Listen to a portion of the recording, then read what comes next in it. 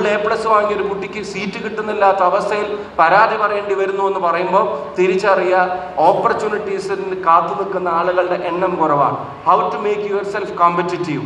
നിങ്ങളുടെ പേഴ്സണൽ സ്കിൽസിൽ നിങ്ങൾ ഇമ്പ്രൂവ് ചെയ്യണം. നിങ്ങളുടെ മാർക്കും നിങ്ങളുടെ സർട്ടിഫിക്കറ്റും അലോൺ വോണ്ട് ഹെൽപ്പ് യു. അതിനപ്പുറത്തേക്ക് പേഴ്സണലൈസ്ഡ് ആയിട്ട് നിങ്ങളുടെ പാഷന് നിങ്ങൾ ഫോളോ ചെയ്യാൻ തയ്യാറാവുമ്പോഴാണ് വിജയം ഉണ്ടാകുന്നത്. പണ്ടൊക്കെ കഷ്ടപ്പെട്ട് പഠിക്കാൻ മാത്രം ആളുകൾ പറഞ്ഞിരുന്നു. ഇന്ന് ഇഷ്ടപ്പെട്ടു കൂടെ പഠിച്ചാലേ കഷ്ടപ്പാടിന് റിസൾട്ട് ഉണ്ടാവുകയുള്ളൂ എന്നുള്ളത് ഈ കാലം നമ്മളോട് പറയുന്നത്. അപ്പം നിങ്ങൾക്ക് എന്തിലാണ് നിങ്ങളുടെ ഇഷ്ടം, നിങ്ങളുടെ പ്രയോറിറ്റി എന്താണ്, നിങ്ങളുടെ ചോയ്സ് എന്താണ്, അത് നിങ്ങളോടാണ് സംസാരിക്കുന്നത്. രക്ഷിതാക്കളും തിരിച്ചറിയേണ്ട ഒരു കാര്യം, നമ്മൾ കുട്ടിയെ മെഡിസിൻ അയക്കാൻ നിർബന്ധിച്ച് പറഞ്ഞയക്കുന്നതോ എഞ്ചിനീയറിംഗ് തന്നെ എടുക്കണമെന്ന് നമ്മുടെ ആഗ്രഹം അടിച്ചേൽപ്പിക്കുന്നതിനോ പകരം ആ കുട്ടിയുടെ കഴിവ് എന്തിനാണ്, ആ കുട്ടിയുടെ പാഷൻ എന്തിനാണ് എന്നും കൂടെ തിരിച്ചറിഞ്ഞ് പ്രോത്സാഹിപ്പിച്ചാൽ ഒരു പക്ഷേ ഇഷ്ടമില്ലാത്ത ഡോക്ടർ ആവുന്നതിനേക്കാളും നല്ലത് ഇഷ്ടമുള്ള ഒരു ചിത്രകാരിയോ ചിത്രകാരനോ ആവുന്നതായിരിക്കും ഈ കാലഘട്ടത്തിലെ സ്കിൽ എന്നുള്ളത് നിങ്ങൾ തിരിച്ചറിയും. നിങ്ങളുടെ സ്കില്ലുകളെ ലോകത്തോട് കമ്മ്യൂണിക്കേറ്റ് ചെയ്യാൻ ഒരാളുടെയും സ്പോൺസർഷിപ്പ് വേണ്ടാത്തൊരു കാലത്തിലേക്ക് നിങ്ങൾ വന്നിരിക്കുന്നു എന്നുള്ളതാണ്. നിങ്ങളൊരു കാര്യം പരിശോധിച്ച് നോക്കുക. ലോകമെമ്പാടുമുള്ള സൂപ്പർ ഹീറോ സിനിമകൾ എങ്ങനെയാണ് ഇതിനു മുമ്പ് പുറത്തു വന്നിരുന്നത്? സൂപ്പർ ഹീറോ സിനിമകളുടെ വേഷം എന്തായിരുന്നു? സൂപ്പർ ഹീറോ സിനിമകളിലെ സൂപ്പർമാൻ്റെ വേഷം എന്താണ്? ബാറ്റ്മാൻ്റെ വേഷം എന്താണ്? അവഞ്ചേഴ്സിലെ നായകന്റെ വേഷം എന്താണ്? ക്യാപ്റ്റൻ അമേരിക്ക സീരീസിലേക്ക് ആളുകളുടെ വേഷം എന്താണ്? സൂപ്പർ ഹീറോസിനെ ലോകത്ത് കൊണ്ട് നടത്തുമ്പോൾ അവരുണ്ടാക്കിയിരുന്ന ഒരു കുറേ സാധനങ്ങൾ ഉണ്ടായിരുന്നു. പക്ഷെ ഇവിടുന്ന് ഒരു സൂപ്പർ ഹീറോ ഇവിടെ കഴിഞ്ഞ വർഷങ്ങളിൽ പുറത്തിറങ്ങി. ഒരു സൂപ്പർ ഹീറോ വയനാടിൻ്റെ കുറുക്കമൂല എന്ന് പറയുന്ന പ്രദേശത്തു നിന്നാണ് ചേച്ചി പുറത്തു വന്നത്. കുറുക്കമൂലയിലെ സൂപ്പർ ഹീറോയുടെ വേഷം കൈലിമുണ്ടാണ്. കുറുക്കമൂലയിലെ സൂപ്പർ ഹീറോയുടെ വേഷം ചാക്ക് കൊണ്ട് മുഖം മറച്ചിട്ടാണ്. കണ്ണടയും ഗ്ലാസും ഒന്നുമല്ല. മിന്നൽ മുരളി എന്ന് പറയുന്ന ബേസിൽ ജോസഫിന്റെ ടൊവിനോ തോമസിന്റെ സൂപ്പർ ഹീറോ കുറുക്കമൂലയിലെ ചാക്ക് കൊണ്ട് മുഖം മറച്ച കൈലി ഉടുത്ത സൂപ്പർ ഹീറോ നെറ്റ്ഫ്ലിക്സിന്റെ ടോപ്പ് ചാർട്ടിൽ ലോകത്ത് ആദ്യ 4 സ്ഥാനങ്ങളിൽ വന്നു എന്ന് പറയുമ്പോൾ നിങ്ങൾ അറിയാൻ, no longer an idea, a product or your skill is geographically confined.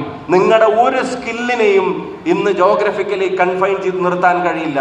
നിങ്ങൾ നന്നായി പാടുമെങ്കിൽ, നിങ്ങൾ നന്നായി പഠിക്കുമെങ്കിൽ, നിങ്ങൾ നന്നായി വരക്കുമെങ്കിൽ, നിങ്ങൾ നന്നായി ഓടുമെങ്കിൽ, നിങ്ങൾ നന്നായി ഫുട്ബോൾ കളിക്കുമെങ്കിൽ, നിങ്ങൾ നന്നായി സംവിധാനം ചെയ്യുമെങ്കിൽ, നിങ്ങൾ നന്നായി തിരക്കഥ എഴുതുമെങ്കിൽ, നിങ്ങൾ നന്നായി സ്റ്റിച്ച് ചെയ്യുമെങ്കിൽ, നിങ്ങൾ നന്നായി ചെടി വളർത്തുമെങ്കിൽ, നിങ്ങൾ നന്നായി കുക്ക് ചെയ്യുമെങ്കിൽ, നിങ്ങൾ നന്നായി പെയിന്റ് ചെയ്യുമെങ്കിൽ, നിങ്ങൾ എന്ത് നന്നായി ചെയ്യാൻ തീരുമാനിച്ചാലും അത് ലോകത്തെവിടെയും കമ്മ്യൂണിക്കേറ്റ് ചെയ്യാൻ ഒരു ദിവസമുള്ള 2 GB ഡാറ്റയും 6 ഇഞ്ച് സ്ക്രീനും മതി എന്ന് പറയുമ്പോൾ വടകരയുടെ വൈബിനെ ഇനി പിടിച്ചു നിർത്താൻ പറ്റില്ല എന്നുള്ള കോൺഫിഡൻസ് ഈ സംഗമത്തിലിരിക്കുന്ന മുഴുവൻ ആളുകളുടെയും വരണം. Believe in your self. നിങ്ങളുടെ കഴിവിൽ നിങ്ങൾ വിശ്വസിക്കുക, അതിനെ കമ്മ്യൂണിക്കേറ്റ് ചെയ്യാനുള്ള കോൺഫിഡൻസ് ഉണ്ടാക്കുക, അതിന് പേഴ്സണലി നിങ്ങൾ ഇമ്പ്രൂവ് ചെയ്തുകൊണ്ടേ ഇരിക്കുക. അതിൻ്റെ ഇടയിൽ പരാജയങ്ങൾ ഉണ്ടാവാം.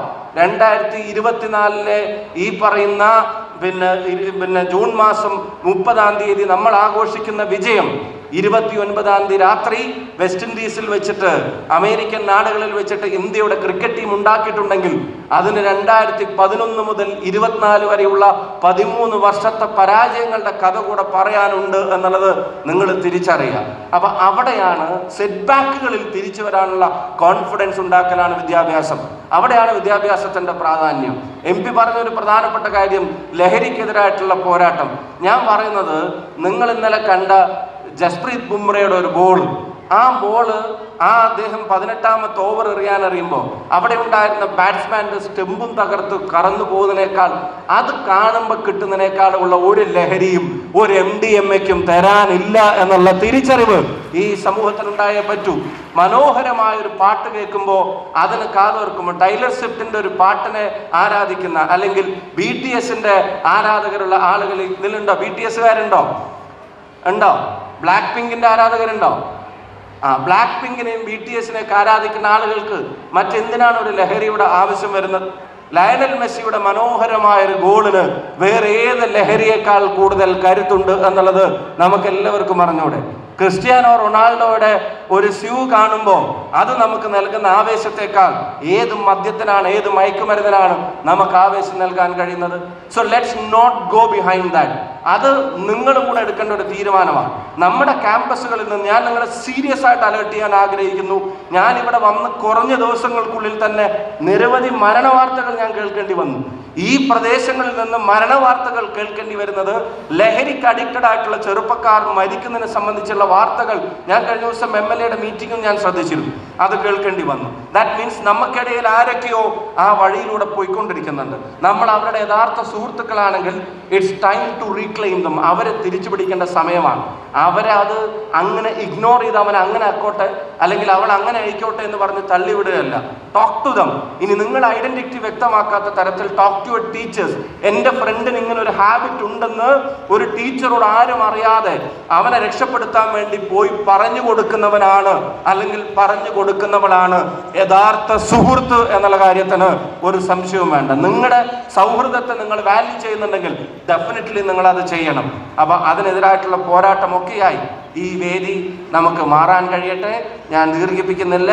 നിങ്ങളുടെ കഴിവിൽ നിങ്ങൾ വിശ്വസിക്കുക, ആ കഴിവുമായിട്ട് മുന്നോട്ട് പോവുക. പ്രോത്സാഹിപ്പിക്കാൻ ഇതുപോലുള്ള വേദികൾ ഉണ്ടാകുമ്പോൾ give your best, expect the best. ചിലപ്പം തിരിച്ചടികളുണ്ടാവും, അതിനെ അതിജീവിച്ച് മുന്നോട്ട് വരാനും കഴിയട്ടെ.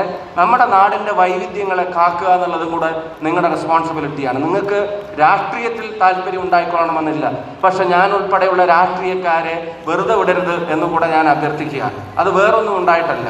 If you people have got a say, നിങ്ങൾക്കൊരു അഭിപ്രായം ഉണ്ടാവണം. നിങ്ങൾ നാളെ കൊടി പിടിച്ച് തെരുവിലിറങ്ങണമെന്നില്ല, നിങ്ങൾ നാളെ തെരഞ്ഞെടുപ്പിൽ മത്സരിക്കണമെന്നില്ല. പക്ഷെ മത്സരിക്കുകയും ജയിക്കുകയും തോക്കുകയൊക്കെ ചെയ്യുന്ന എന്നെപ്പോലുള്ള ആളുകൾ എന്ത് ചെയ്യുന്നു എന്ന് ക്ലോസ് ആയിട്ട് വാച്ച് ചെയ്യാനുള്ള റെസ്പോൺസിബിലിറ്റി നിങ്ങളിലുണ്ട്. നിങ്ങളുടെ കാലിൽ അണിയുന്ന ചെരുപ്പിൻ്റെ നികുതി തീരുമാനിക്കുന്നത് പൊളിറ്റിക്കലി എലക്റ്റഡ് ഗവൺമെൻറ്റ്സാണ്. രാഷ്ട്രീയത്തിൽ നിന്ന് പരിപൂർണമായി വിട്ടുനിൽക്കാനല്ല, അതിലെന്ത് സംഭവിക്കുന്നു എന്ന് ശ്രദ്ധിക്കുന്ന ഒരു യുവതയ്ക്കാണ് രാജ്യത്തെ നേർവഴിക്ക് നടത്താൻ ശ്രമിക്കുക. ജയിക്കാനും തോൽക്കാനും വേണ്ടി ജാതിയും മതവും ഒക്കെ പറഞ്ഞ് നമ്മൾ പറയപ്പെടുന്നുണ്ട്. ഈ നാടിൻ്റെ ഏറ്റവും വലിയ സൗന്ദര്യം അതിനെല്ലാം മറികടക്കുന്ന ഒന്നാണ്. ലോകത്ത് ഇത്രയും ഭാഷ സംസാരിക്കുന്ന ഒരു രാജ്യം വേറെയില്ല. ലോകത്ത് ഇത്രയും വിശ്വാസങ്ങളും മതങ്ങളും ജാതികളും ഉപജാതികളുമുള്ള ഒരു രാജ്യം വേറെയില്ല. ലോകത്ത് ഇത്രയും കാലാവസ്ഥാ വ്യതിയാനങ്ങളുള്ള ഒരു നാട് വേറെയില്ല. ലോകത്ത് ആളുകളെ കണ്ടാൽ ഇതുപോലെ വൈവിധ്യങ്ങളുള്ള ഒരു നാട് വേറെയില്ല. ലോകത്ത് ഭക്ഷണത്തിൽ ഇത്രയധികം വ്യത്യാസങ്ങളുള്ള, ആചാരങ്ങളിൽ ഇത്രയധികം വ്യത്യാസങ്ങളുള്ള ഒരു നാട് വേറെയില്ല. ഞാൻ വടകരയിൽ വന്നപ്പോൾ ആളുകൾ പറഞ്ഞ് ആണിയുണ്ട് നോക്കണേ, ആണിയുണ്ട് നോക്കണം എന്ന് പറഞ്ഞപ്പോൾ ഞാൻ വിചാരിച്ചു കാലുമ്മ കുത്തി കയറുന്ന ആണിയായിരിക്കും വിചാരിച്ചിട്ട് ഞാൻ നോക്കിയിട്ട് ഒരാണിയും കാണുന്നില്ല. പിന്നെ എനിക്ക് മനസ്സിലായത് ആണി എന്ന് പറയുന്നത് ഡ്രെയിനേജിനെയാണ്, ചാലിനെയാണ് എന്നുള്ളത് എനിക്ക് മനസ്സിലാവുന്നു. ഒരു ഭാഷയാണ്. ഞാൻ പാലക്കാടിൽ, എനിക്ക് വടകര പറയുന്ന ഭാഷ മനസ്സിലാക്കാൻ ചില സമയത്ത് അധികം സമയം വേണ്ടി വരുന്നുണ്ട്. അതുപോലെ എൻ്റെ ഇടവലംകാരനാണെന്ന് പറയുമ്പോൾ അതെന്ത് കാരനാണെന്നൊന്നും മനസ്സിലാവാതെ ഞാൻ ആദ്യം വന്ന ആൾക്കാരോട് ചോദിച്ചു. പിന്നെ മെല്ലെ ചോദിച്ച് മനസ്സിലാക്കിയപ്പോഴാണ് ഇത് തൊട്ടപ്പുറത്തുള്ള അല്ലെങ്കിൽ അടുത്ത് താമസിക്കുന്ന അല്ലെങ്കിൽ തൊട്ടപ്പുറത്തുള്ള ആളാണെന്നൊക്കെ പറയുന്നു. അത്രയും ഡയലക്റ്റുകളുള്ള ഒരു നാട്, ആ ജാതിക്കും മതത്തിനും ഒക്കെ അതീതമായിട്ട് ഇപ്പോഴും ഒരുമിച്ച് കഴിയുന്നുണ്ടെങ്കിൽ ആ ഓക്സിജന്റെ പേരാണ് ദ കോൺസ്റ്റിറ്റ്യൂഷൻ ഓഫ് ഇന്ത്യ. ഇന്ത്യയുടെ ഭരണഘടന ഈ നാടിൻ്റെ ജനാധിപത്യ മതേതര മൂല്യങ്ങളെ മുറുകെ പിടിക്കുന്ന ഒന്നാണ്. ഇപ്പൊ ജാതിയും മതവും വിശ്വാസവും ഒക്കെ അവരവർക്ക് അവരുടേതുമായി മുന്നോട്ട് പോകാം. അത് മറ്റൊരാളുടെ ജീവിക്കാനുള്ള സ്വാതന്ത്ര്യത്തെ തടസ്സപ്പെടാത്ത രീതിയിൽ തന്നെ മുന്നോട്ട് കൊണ്ടുപോകണം. അത് നമ്മളെ വേർതിരിക്കുന്ന ഒരു കാലം ഈ നാട്ടിൽ ഉണ്ടാവരുത്. ഞാൻ നിങ്ങൾക്ക് എല്ലാവർക്കും ഹൃദയം നിറഞ്ഞ അഭിനന്ദനങ്ങളും അഭിവാദ്യങ്ങളും നേരുന്നു. ഈ വൈബ് നിലനിൽക്കട്ടെ. നാളെ ഞാൻ വടകരയുടെ MP ആണ്, എൻ്റെ മേൽവിലാസം വടകരയാണ്. ഇത് വടകരയുടെ MLA ആണ്, MLAയുടെ മേൽവിലാസം വടകരയാണ്. ഇത് വടകരയുടെ മുനിസിപ്പൽ സ്റ്റാൻഡിംഗ് കമ്മിറ്റി ചെയർപേഴ്സൺ ഉണ്ട്, അവിടെ വടകരയാണ് മേൽവിലാസം. ഒഞ്ചിയത്തിൻ്റെ പഞ്ചായത്ത് പ്രസിഡന്റ് ഉണ്ട്, ഒഞ്ചിയമാണ് മേൽവിലാസം. അഴിയൂരിൻ്റെ പഞ്ചായത്ത് പ്രസിഡന്റ് ഉണ്ട്, അഴിയൂരാണ് മേൽവിലാസം. ഇവിടെ ഏറാമലയുടെയും അതുപോലെ തന്നെ ചോറോടിൻ്റെയും ഒക്കെ പ്രസിഡന്റും അവർക്കൊക്കെ നാടാണ് മേൽവിലാസം. നാടിനൊരു മേൽവിലാസം വേണമെങ്കിൽ ഞങ്ങൾ ഉറ്റുനോക്കുന്നത് ജനപ്രതിനിധികളെയല്ല. നാടിനൊരു മേൽവിലാസം വേണമെങ്കിൽ, നാളെ വടകര അറിയപ്പെടണമെങ്കിൽ ഞങ്ങൾ ഉറ്റുനോക്കുന്നത് നിങ്ങൾ ഓരോരുത്തരെയുമാണ് എന്നുള്ളത് സ്നേഹത്തോടെ അറിയിച്ചുകൊണ്ട് ഞാൻ അവസാനിപ്പിക്കുകയാണ്. പിന്നെ നമുക്ക് വലിയ ജയമൊക്കെ ഉണ്ടായി, ഫുൾ A+ നേടി. നമ്മളിതിലേക്കൊക്കെ നിരന്തരം ശല്യം ചെയ്തുകൊണ്ടിരിക്കുന്ന ഒരാളുകളുണ്ടായിരുന്നു. ചിലപ്പം മൊബൈൽ നമ്മുടെ കയ്യിൽ നിന്ന് മേടിച്ചു വെക്കും, ചിലപ്പം TV-യുടെ റിമോട്ട് എടുത്തിട്ട് നമ്മൾ കണ്ടുകൊണ്ടിരിക്കുമ്പോൾ ഓഫ് ചെയ്തിട്ട് ഒറ്റ പോക്കങ്ങ് പോവും. ചിലപ്പോൾ എപ്പോഴും ചീത്തയൊക്കെ പറഞ്ഞുകൊണ്ടിരിക്കും.